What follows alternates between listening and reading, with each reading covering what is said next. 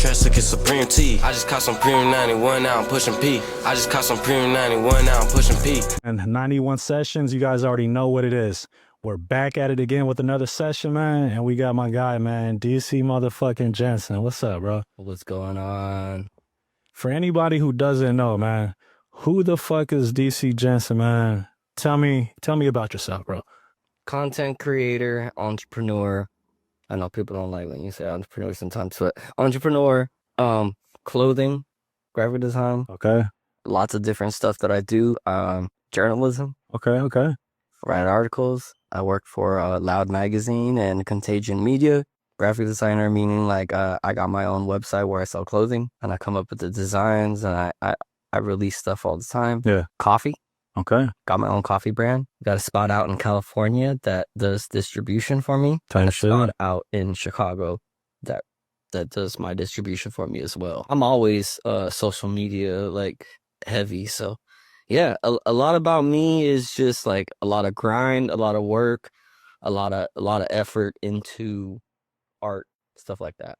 I don't want to say like what was your rise to fame, man, but out of all those things, man, like what really got the trajectory going for you, man? It's gonna sound a little dark, but actually like 5 years ago I lost my dad, and after losing him, like he was real proud of what I was doing. I was like, I'm gonna make him fucking proud as hell. I'm gonna fucking do all that I can and get myself out there. Yeah. I'm gonna do what I love. Yeah. You know, graphic design was like the first like little push, and I was creating like my own shirts, my own graphics for my shirts. So that's kind of like where it started. Time to go all in. Time to go all in. Tell you shit, man. So let's bring it back, man. I would assume before, you know, working and doing everything that you do now, man, I know you were telling me, man, you used to skate back in the day, bro? Oh yeah, I used to skateboard.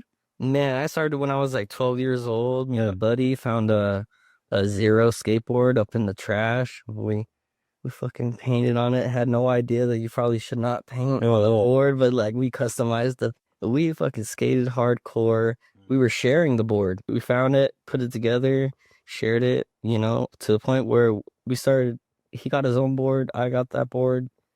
We started skating together. You know, we had a whole bunch of group of friends, like big old group of friends that they would think like you're a part of some like gang or something like that. With how many people were always walking together with all the same boards and shit. Like skateboarding, man, that's my roots. Those are my roots. That's part of what the coffee brand is about. Like Flat Grounds Coffee, Flat Ground Tricks. I used to skate as well, man. We would always be up there at 67th over there at in Cano, man, Dirty West and shit, bro.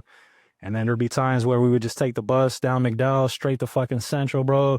Hit up Cowtown Skate Shop, and we started right there at Central and Camelback, bro, and work our way all the way fucking downtown, like where the courthouses and shit are at, and everything in between, man, like the library and fucking all that shit, bro. So yeah, downtown Phoenix is great for skating. Yeah. Like, how did you know, man, coffee was the thing? Like, that's what you wanted to do. That's what you wanted to get into. I used to buy people's brands that they were like losing sight in. Yeah. And like rebranding it as my own. Yeah. So I had a website that was called Shielded House before. And so I was just like buying people's brands that they weren't wanting. Yeah. And I saw this brand that was available, and I was like, I know just what to do. My site is Coffee Skating. Purchased it out from the other person. Yeah. Got the rights, got the owning. Everything's all good now. Yeah. Everything's all legal. I see things and I'm like, if you can't do it, I got you. I can do it. So you can come through, man, put your little spin on there and fucking send it back out into the world. Mm-hmm. Tell you shit. So like I got all their contacts, I got all their people. Oh, so it came with everything, man. So you just had to literally come through it, rebrand it. I had the money to provide for said product, and I said, all right, I'm in. Let's talk about your time in the cannabis industry, man. I know you were talking about. So first off, you grow, right? Yeah, I grow, and I'm a genetics hunter. Tell you shit, man. Do you have your own? I know you're a man of many hats, man, many businesses. You got your own like genetics company? Like, do you release seeds through your own genetic company, or how do you go about that? I'm more of just a collector. Okay. Now. Like I've collected so many seeds like throughout like It really started like 3 years ago, like at Earl Cup. I bought some nutrients and got some seeds, Oh shit. and I would just go to Earl Cup like all the time. And then I just like, all right, well, I've gone 3 times. I've got 3 different things of seeds Yeah. that end up at a different event. They're What? like, oh, well, we got seeds for $10. I'm like, oh, okay, cool. Here's $10. Oh, okay, well, thanks for buying these. Here's more. Type shit. And I'm like, okay, well, I got all these seeds now. I might as well just keep collecting them. Yeah. And I have a preference of like what I like to smoke. So I like the haze or like the diesels or stuff like that. Like I'm always searching to keep those strains alive, and I like to collect those beans. I do like a hybrid. I do like the smell and the taste of a real danky, skunky bud, even if it's like, dirty sock. It's something where you're like, Yeah. you're like, oh shit, man. Like that kind of scares me. Like I like to be intimidated by the smell of the weed. I don't see a lot of that, at least around here, man. Like everything's all like candy and sweet, man. I don't see a lot of people leaning towards that. Place for it, but like, Okay. you know what I mean? But it's that irk bat that you're like, oh shit, dude. Like it, Just fry the inside of your fucking shit when you smell it, man. yeah, Just all me shit, man. yeah. Somebody next door can tell you're blazing. Type shit, man. Like the old skunk from back in the day, man. Shit literally stank up the neighborhood and shit, man. Motherfuckers growing that shit.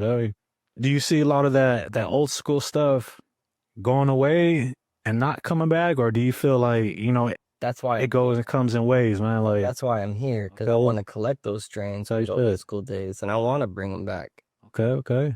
So do you work with people to like grow out what you have to kind of keep that shit like flowing through the system, or how are you gonna go about bringing back those strains, man? I have a couple of like growers that I reach out to, where I can get like maybe some clones of some stuff that I'm looking for, Yeah. and then maybe breed what seeds that I have together with those clones. Okay. It's yeah, I've got my plans, but I got like a full plate right now, so I should kind of show you. Like that's on the back burner, but that's why I'm collecting right now. You're at Cookies now, yeah?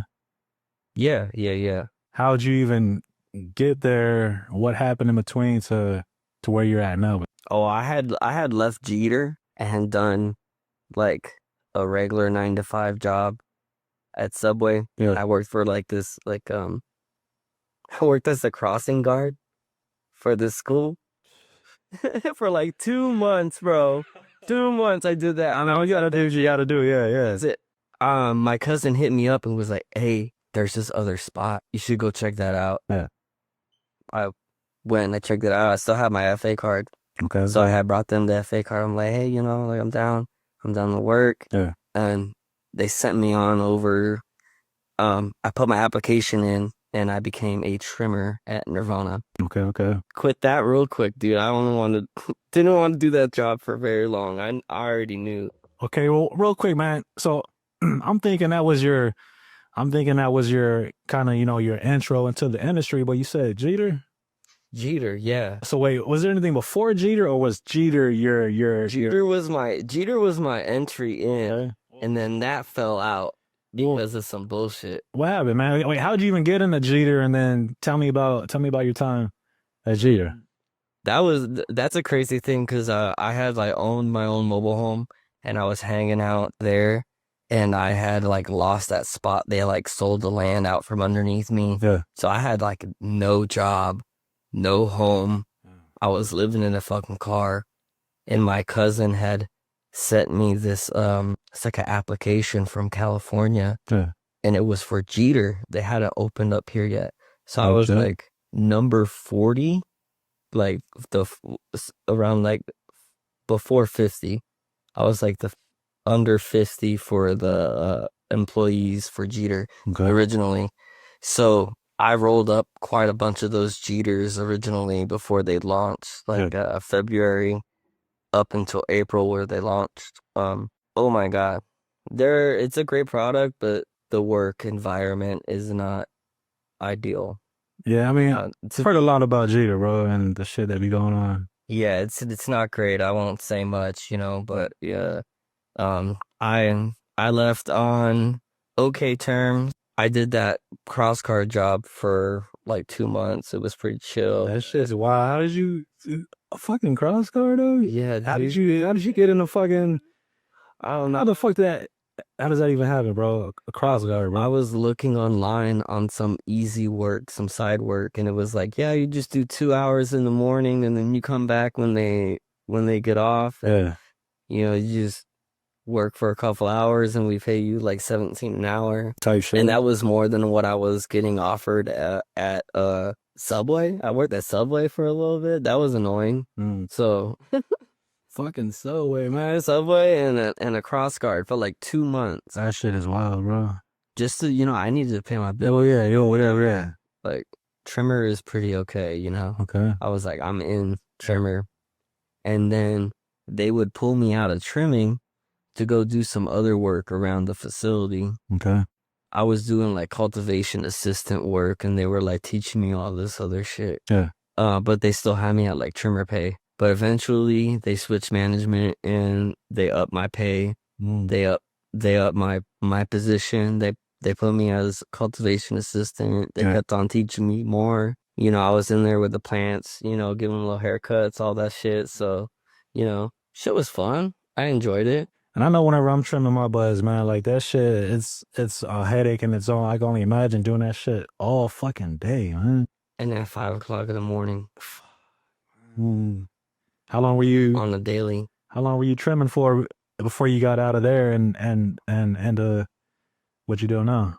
A year and a half or something like that. Then I did an interview, and I was like, yeah, I work for Jeter. I help them do inventory for their PPV, which is their protective equipment and stuff like that. Okay. And they're like, oh, you're good for inventory. You're good. And they sent me in there. It was hard at first because I was doing like more manual labor, not really using my brain as much, using my brain more for like the creative thing. Like I've noticed, like, if you're a productive person and you're like with your hands mostly, you want to use your brains for like artistic shit. Like you have that brain you have, like, I don't know, for me it's hard for me to work the job that I have now and do all the stuff business wise, because I get home, I'm like been using my brain so much, like I feel like just I don't know, just a little taxed. Got you. But I will say, when I was creating this brand that I have now, it's been helpful that doing like hand-on work for the brand, but then jumping over to be like, okay, I'm counting shit all the time, and I'm making sure that all of the things that I have are like compliant with the state. That's a little bit taxing. So like right now, I've been just throwing on like a lot of back burner stuff for the graphics and stuff like that. Okay. You got it going on, bro? Well, I'm looking forward to working with 430 Cannabis brand, which is Snoop's dad's brand. Okay. Pop Snoop. And also, I give a shout out to Rob Boyd of the it's like they help people who are inmates and that want to better themselves. It's called The Streets Don't Love You Back. And it's Rob Boyd's effort to help inmates reform after they get out of prison. Nice. And come back to society without having those tendencies. Gotcha. Okay. That's how my dad was for a bit too. He was locked up for about 20-something years of my life. He had it rough. Like, but that's why I like back to like why I try so hard. Like, because he was stuck there doing all that shit, and he wanted me to do something better, I'm sure. And in my 20s, I did some dumb shit. As we all do. Yeah. So I'm more like on a redemption tour. Like, okay, I'm trying to become better than what I was in my 20s and stuff like that, Yeah. Okay, so you can kind of say what he went through and just knowing him and I'm sure conversations you guys had that kind of like inspired you to keep going and to keep pushing and to really like bring it home and fucking do some crazy shit out here? Oh yeah. That's the power behind it. Type shit, man. Let's talk some more about man, Snoop Dogg's dad, man. What's up with that, bro? How does that even happen, man? How did that even come about, man? And I was working inventory. Nirvana has collaborated with Dr. Zodiac, and Dr. Zodiac and Snoop Dogg's dad had a collaboration. They had their own like strain okay. and their own joint and stuff like that. It was giving the joints over to the person that was in charge of the whole thing. And I was like, I work for a weed magazine, Loud Magazine. I would love to interview him if you give me the opportunity and just, put that into the universe. Bam.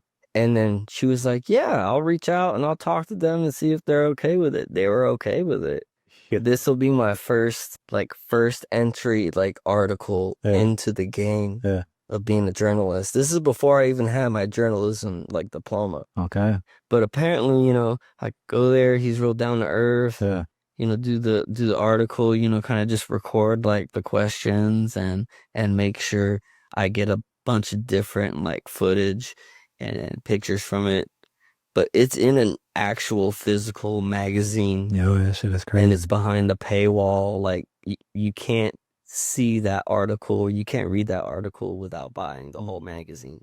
Yes, sir. You got to pay to play, man. That's right. So fucking that experience, man. So Snoop Dogg's dad, I mean, I don't want to stay too long on it, but just how was that, just in general, man, like meeting them and setting everything up and just locking everything down. It was pretty cool experience. Pretty cool experience. I showed up to the event and they were like, hey, we got this secondary, we got a secondary spot we're going to. Yeah. So if you want, come with us. So then I jumped in the back of the seat with Snoop Dogg's dad.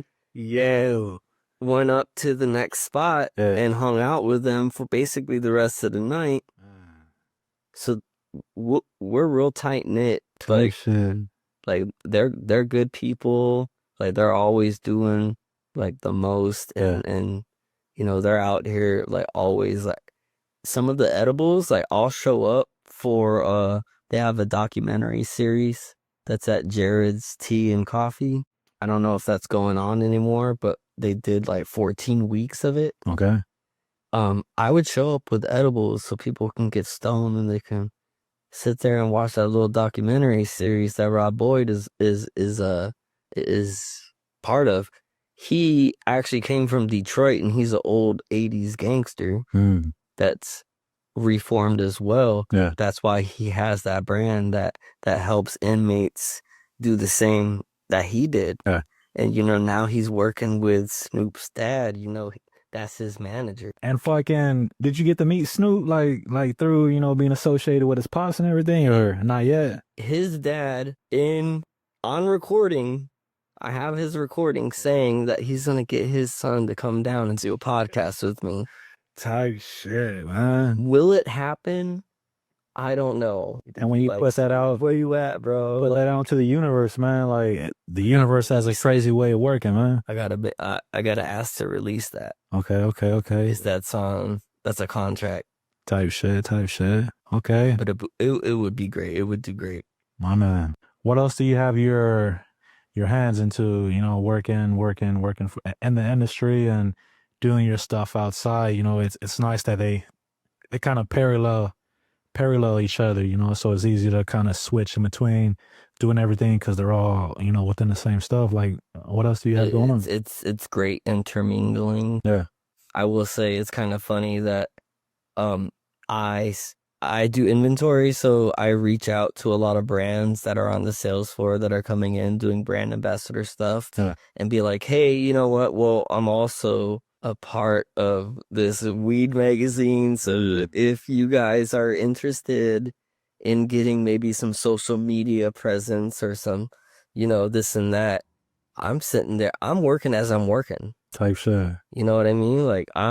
I'm sitting there talking with different brands, being like, hey, you want me to put you on? I know weed magazine, we can put your products in the magazine, vote it, then I get commission from that. So I kind of I'm always working. Yeah, okay. The grind is real. What are some ways that, man, some of these mom and pops can fucking compete with fucking big money, man, big canna, man? Like, I know of one edible company that's starting out right now that is using a different is white labeling their product from a different location and is being able to produce their product there without having to spend money for their own kitchen. type She shit. is using the kitchen of another edible company and is able to just show up at that spot, make as much product as they can, and then have them package it and sell the product. And so sometimes that's just like a contract that you write where they just get a percentage of it. And it's just all about like, you know, what you're willing to, you don't have to use all of your, like if you have different types of products, Yeah. you don't have to give away all of your products. You could Okay. be stingy with what, like say if you're an edible company and you make like 5 different types of edibles, but only show off 2 Okay. and only give away 2 because now you have 3 that you can reach out to different brands and maybe get a better deal with those different and you know continue, like I said, always improve. Keep making more. Yeah. Keep doing more things. Don't be scared to to do something different because the more things you do, the more chances you have. For some of these, you know, mom and pops that don't have all that money to throw thousands into a facility or an equipment, it could be just as simple as approaching people that already have things set up and just writing out a little contract and, you know, kind of working like that. So there's different ways other than, you know, having $500,000 to get everything going. You could just meet people in the middle and work out little contracts between you guys and start moving like that. Oh yeah. I think that's one of the best ways and one of the most prominent ways that people are doing it right now. Okay. So hey, any mom and pop, man, you don't. It doesn't take a whole lot, man. If the product speaks for itself and you got the hustle and the drive, you can just reach out to people that already have these systems and processes in place and just get a simple contract going and just get your shit popping like that. And I know from personal I'm doing the same thing. So Okay. hopefully I'm gonna have some of my own edibles out there really soon. Type shit. Anything else, man, you want to say to the people, man? Is it any kind of words of wisdom or any kind of advice or anything you could say, man? Like any final words, bro? Just don't give up on yourself. Don't throw in the towel too early. Just keep going. You never know when the moment arises where things work out. But Don't get down on yourself. Like you got yourself. type shit. Sometimes only you got yourself. When you think like the world's against you, you gotta get your own back. You gotta look out for yourself. Bad. Hey, well, man, this has been another session. You guys, I appreciate you for tapping in. 91 Sessions Podcast is another session, man. We got the guy, man, DC motherfucking Jensen, man. Hey, I appreciate you coming through, bro. Hey, well, until next time, you guys. Peace.